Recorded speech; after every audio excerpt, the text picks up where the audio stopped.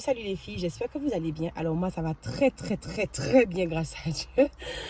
Je me suis beaucoup reposée ce matin donc ça va. Je viens faire cette petite vidéo. C'est pas évident pour moi, je vous assure, parce que c'est un sujet assez particulier. J'ai une certaine relation avec Dieu, mais j'aurais souhaité que le Seigneur puisse me permettre de garder certains secrets avec lui. Parce que par moment, alors même si ma foi et ma confiance en lui me permet de croire en ce qu'il me dit, ce n'est pas tout le monde qui peut en fait croire à certaines choses. Et j'avais pas envie forcément de paraître pour une fille folle aux yeux des personnes qui écoutent ces vidéos. Mais bon, le Seigneur a beaucoup insisté. Je lui ai demandé une dernière confirmation. Je me suis réveillée avec ça en tête. Donc je me suis dit, ok, il va falloir que je fasse cette vidéo. Donc je vais me lancer.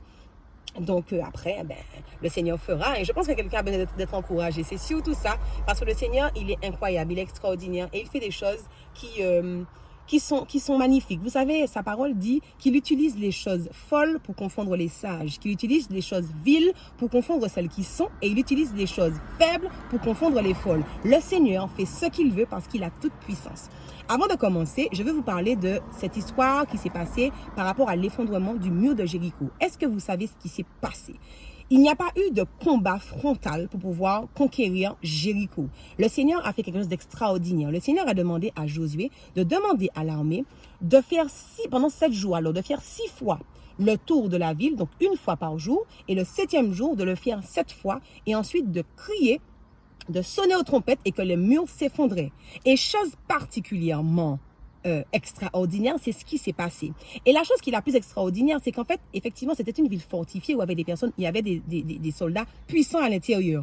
Le Seigneur a mis en avant l'arche de l'Éternel ainsi que les prêtres. Il n'a pas mis l'armée en avant, sachant qu'il y avait des hommes forts, des hommes vraiment capables de pouvoir aller à l'encontre d'une armée. Mais non, le Seigneur a voulu vraiment que chacun puisse comprendre que dans cette histoire, que c'était lui qui était au contrôle et qu'il fait ce qu'il veut. Non pas qu'il ne pouvait pas franchir les murs de Jéricho pour pouvoir vaincre ce qui est à l'intérieur, mais le Seigneur voulait montrer sa toute puissance. Et ce qui fait que, en faisant cette action de tourner autour du mur, le mur s'est effondré. Et chose encore plus extraordinaire, le mur ne s'est pas effondré vers l'extérieur, ce qui devait se faire parce que c'était sur le haut d'une montagne, donc forcément vers l'extérieur. Les murs se sont effondrés vers l'intérieur. Et ça a été particulier parce que le Seigneur fait ce qu'il veut. Et dans ma vie, il fait ce qu'il veut. Je vous ai dit lors de ma première délivrance que le Seigneur m'a révélé qui était mon époux. Alors jusque-là, c'était assez compliqué. Alors pour moi, c'était normal que ce soit cette personne qui soit mon époux. Sauf que les circonstances faisaient que j'ai eu de gros doutes parce qu'il n'y avait pas d'entente entre nous. Il y avait franchement beaucoup de discorde et c'était assez particulier. Et franchement, ça nous faisait du mal à tous les deux que de pouvoir se côtoyer. Et pour moi, non, je préférais en fait que quelqu'un d'autre puisse lui apporter ce bonheur que je n'avais jamais su lui apporter et que moi, en fait, que je puisse me remettre de toutes ces émotions, de tous ces sentiments, même si je savais que ça allait être très dur parce que je sais quel attachement et quel amour que je ressens pour lui. Donc, en fait, mais ce qui comptait pour moi à ce moment-là, c'était que lui, il soit heureux et moi, je me serais débrouillée parce que je considérais que je l'avais tellement fait souffrir que, en fait, il méritait plus le bonheur que moi, je le méritais. Et puis, c'était compliqué. C'est-à-dire que quand le Seigneur m'a dit que c'était mon époux, par rapport à la situation, c'était compliqué pour moi parce que c'était dur. C'était dur tout simplement parce que il l'a dit, mais c'était pas effectif quoi. Et c'est vrai que comme je vous ai dit dans mon deuxième témoignage où je suis tombée, où en fait je me suis dit bon que c'était vraiment pas ça, que je me suis trompée, que c'est moi qui voulais, surtout que mes amis me répétaient souvent est-ce que tu es sûr que c'est pas toi qui est obsédé par lui et ceci, alors que je savais que non, je n'étais pas obsédée par lui. La seule obsession que je pouvais avoir, c'était qu'il soit heureux et moi je me serais débrouillée avec mon bonheur à moi, mais que lui, il le soit en tout cas. Et donc, j'étais persuadée que je n'étais ni folle, ni obsédée, ni tout ce que vous voulez, mais que j'avais toute ma tête et que je sais très bien que je suis en capacité de pouvoir trouver quelqu'un. Et tellement que quand j'avais rencontré cet homme dont je vous ai parlé dans mon deuxième témoignage, je me suis dit, voilà, je m'étais vraiment trompée, c'est que c'était vraiment pas lui, c'était moi peut-être qui avait mal entendu et que voilà. Et finalement, le Seigneur, quand il a fait cet homme sortir de ma vie, il m'a posé cette question. Pendant combien de temps tu vas encore mettre ma parole en doute? Est-ce que tu laisseras les circonstances te dire que je mens? Et alors que nous savons que Dieu ne ment pas. Il n'est pas un homme pour mentir, ni le fils d'un homme pour se repentir. Ce qu'il dit, c'est la vérité. Et là, j'ai reconsidéré les choses. J'ai dit au Seigneur, ok, tu sais quoi? Eh bien, il n'y a pas de problème. Je ne le vois pas. peut-être qu'il a recommencé sa vie, mais il n'y a pas de problème. Tu m'as dit que c'est mon époux, c'est mon époux. Donc, je crois. Et là, j'ai commencé à vraiment me dire, c'est là que le Seigneur m'avait demandé de ne pas avoir de téléphone, tout ça. Donc, franchement, il a fait un nettoyage. Aujourd'hui, personne n'a mon numéro. Je pense que je dois avoir 12 contacts dans mon téléphone. Personne n'a mon numéro de téléphone. Et je suis vraiment très heureuse comme ça. Mais le Seigneur avait commencé à faire ce premier nettoyage-là. Ensuite, il a continué à travailler sur ce que j'étais, mon caractère, tout ça. Tout ce que je vous ai déjà raconté dans mes autres vidéos. Donc, je continue.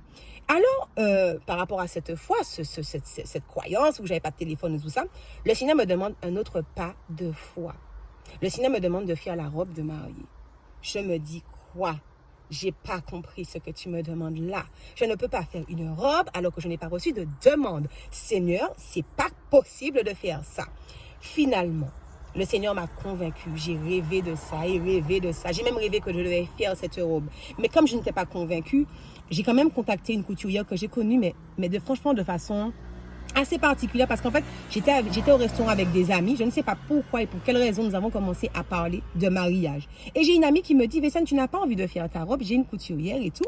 Et j'ai trouvé ça assez particulier parce que, en fait, je n'avais pas parlé de me marier. Donc, en fait, ça me paraissait assez bizarre. Finalement, j'ai pris le numéro de cette couturière parce que je ne laissais pas quand même en suspens ce que Dieu m'avait dit. Surtout que quand il me parle, je lui demande de briser les pensées si elles ne viennent pas de lui.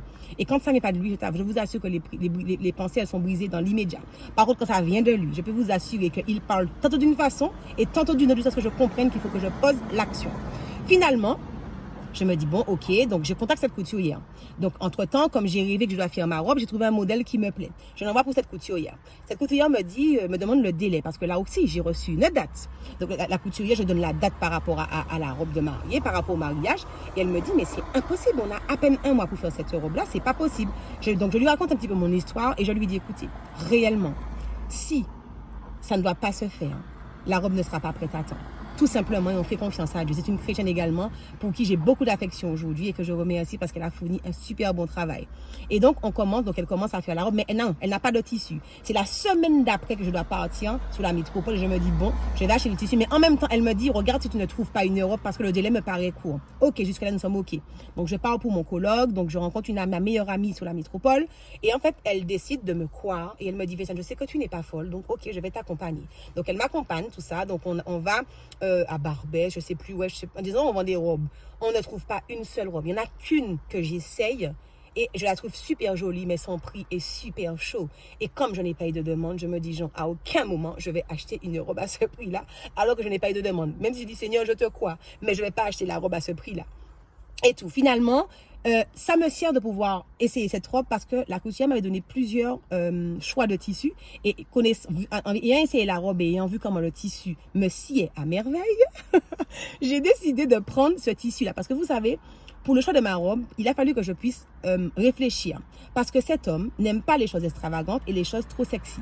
D'accord? Donc, il fallait que je puisse trouver quelque chose qui puisse me plaire, mais qui puisse lui plaire également. Parce que je sais que c'est mon époux. Ça, je n'ai aucun doute. Mais après, là, la date de mariage, pour moi, ça me paraissait un petit peu bizarre. Mais bon, en tout cas, je fais confiance à Dieu. Je lui fais confiance et je fais les choses. Finalement, je rentre sur la Martinique avec mon tissu, ma dentelle, tout ça. Je la porte pour la couturière. Bon, elle me dit, bon, on va essayer. Donc, j'ai mis ça en prière. Je dis au Seigneur, c'est ta volonté et c'est tout. Au bout d'une semaine, elle m'appelle. Elle me dit, est-ce que tu peux venir essayer le premier jet de ta robe? Je me dis, ah bon? Ah bon? Donc, j'y vais. Surprise de voir que la robe est presque finie. Je lui dis, mais tu m'as dit que le délai était court, mais on voit l'action, la main de Dieu. Et elle-même ne comprend pas, mais on sait que la robe en une semaine était déjà, il y avait déjà le premier, je pouvais essayer, voir qu'est-ce qu'on pouvait ajuster, ceci. Au bout de 2 semaines, elle me demande de venir essayer la robe finale. Ma robe était faite au bout de 2 semaines et demie à peu près, alors que j'avais un mois, donc ouais, au bout de 2-3 semaines, et j'avais déjà récupéré ma robe par rapport à la date. Et la date qui avait été fixée était le 29 décembre. Et donc, je dis au Seigneur, mais tu te rends compte parce que la robe, quand même, elle a été faite rapidement, alors que la couturière n'était pas convaincue par rapport à ça. Et finalement, mais avec mon histoire, je pense aussi que cette couturière, elle s'est prise au jeu parce qu'elle a bien vu que j'avançais avec la foi. Je n'étais pas là en fait pour pouvoir me dire que j'allais convaincre cette personne de se marier avec moi avec cette robe, mais que vraiment que j'écoutais ce que Dieu m'avait dit et que je mettais en action ce qu'il m'avait dit. Donc finalement, je récupère ma robe et tout.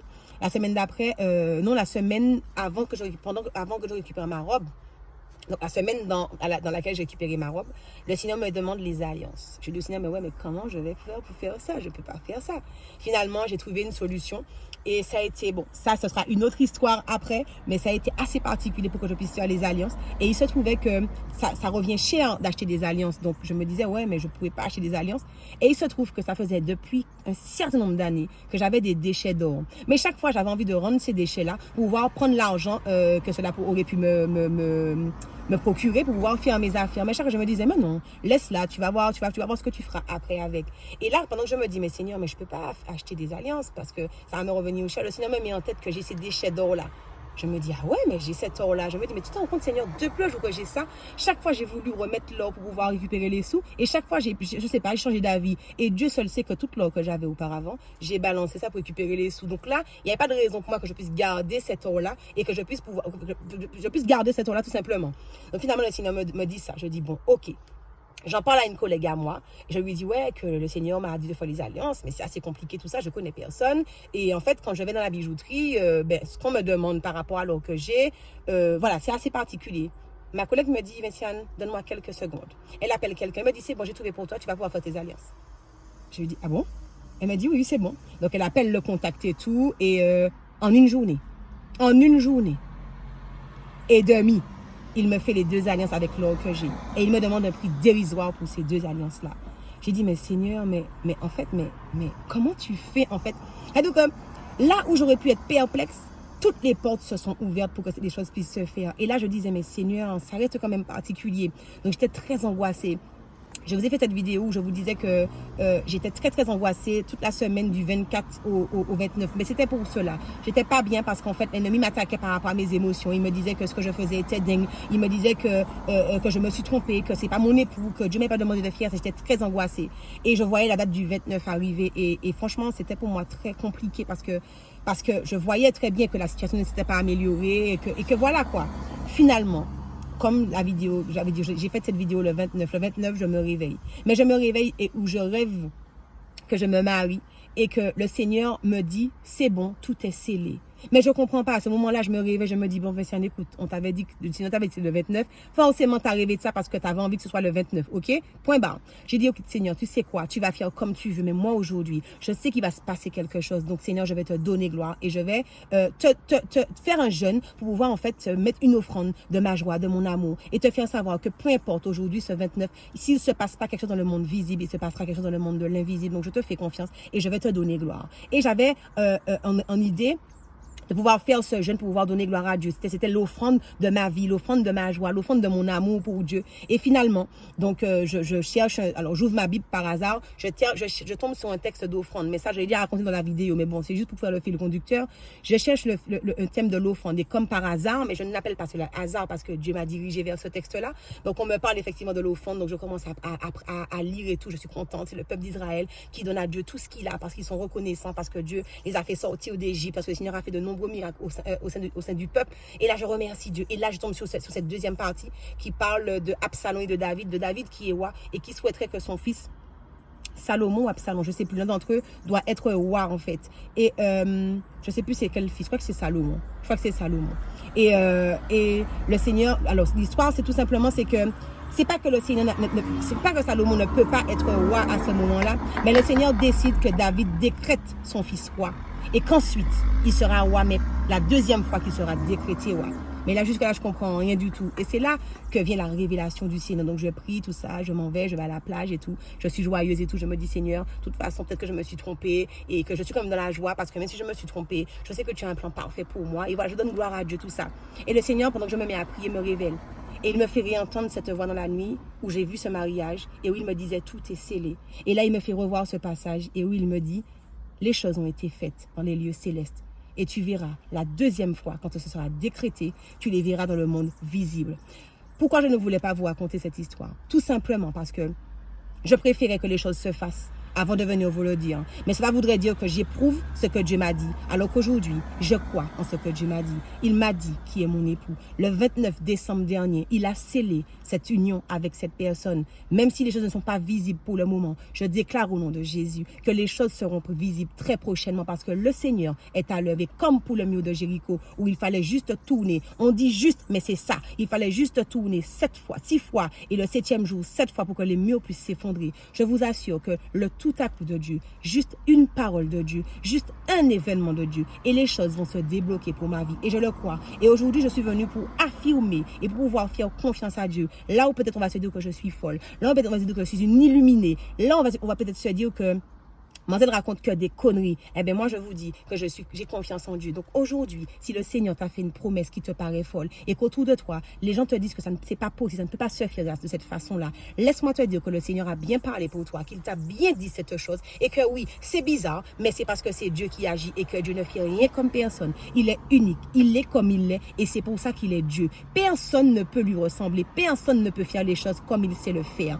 Donc, je t'encourage à croire. Je t'encourage à t'approprier la promesse que Dieu a pu te faire. Et si tu crois, tu verras la gloire de Dieu. Ne laisse pas les ondes négatives, ne laisse pas les personnes qui n'ont pas reçu ce que tu as reçu te dire des choses, d'accord? Ne laisse pas les gens qui n'ont pas reçu ce que tu as reçu te dire que tu es folle. Ne laisse pas les gens qui n'ont pas reçu ce que tu as reçu te dire que tu te fais des idées, que tu es une obsédée. Non. Si Dieu t'a dit que tu vas occuper un poste important, si Dieu t'a dit que tu vas te marier cette année, si Dieu t'a dit que tu vas enfanter, peu importe ce que les médecins te disent, même s'ils te disent que tu es stérile, même si on te dit que non, tu ne te marieras pas parce que tu as un passif qui est trop désagréable, même si on te dit que non, tu n'as pas les compétences pour un emploi, si Dieu t'a dit qu'il va faire pour toi, c'est parce qu'il va te qualifier, c'est parce qu'il va faire en sorte que tu sois de la bonne façon pour pouvoir accueillir cette bénédiction dans ta vie. Moi, aujourd'hui, je sais que le Seigneur a fait un sacré travail en moi et qu'il continue à faire un sacré travail en moi. Je suis persuadée qu'il est en train, en même temps que je vous parle, de faire un travail dans la vie de mon futur époux. Et je suis persuadée, et je ne dis même pas futur époux, je dis époux, parce que vous savez quoi, le 29 décembre, il m'a dit que tout était scellé.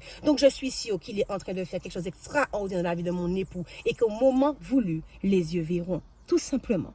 Donc, je ne sais pas qui c'est que j'ai encouragé, mais c'était ma petite histoire que je voulais garder secrète. Mais le Seigneur me demande aujourd'hui de pouvoir mettre à nu cette chose-là. Et je fais confiance à Dieu. Peu importe ce que les gens peuvent penser, je fais confiance à Dieu parce que le Dieu que je sers est capable de le faire et de faire bien au-delà de ce que je peux penser ou imaginer. Je vous souhaite de passer une bonne fin d'après-midi et un bon dimanche. Bye bye les filles.